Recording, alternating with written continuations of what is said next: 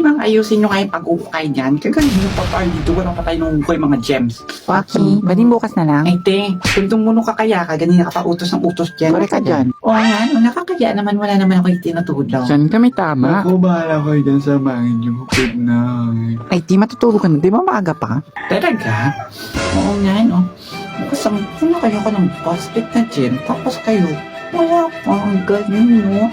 Tapos yung iba dyan, nag-i-enjoy. Hello, di ba ang sabi nga nila, enjoy mo lang ang work, kaya ka nag-enjoy ako sa work eh. Oo nga naman. Oo, di mag-enjoy. Pero di ba ang sabi, mag-enjoy, pero mag-work pa rin. Di ba? Ah, kala ko enjoy lang. Ang sarap ng tulog ni Sky, no? Oo nga.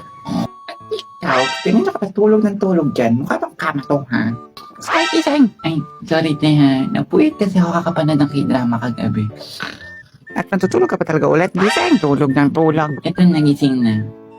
Sige, tayo, giling mo, tayo. Sige, tayo, giling mo. Sige, tayo, giling. Okay. Kaganyan nakapasunod sa dyan. Mukha mo dance to. Ay, sorry, tayo, nakalimutan ko. Hey Emma, are you done to all the chores? Now, can you alis-alis na to the castle and never come back, okay?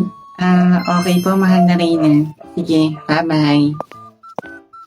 Oh, ganun lang yan. Pero okay na yan.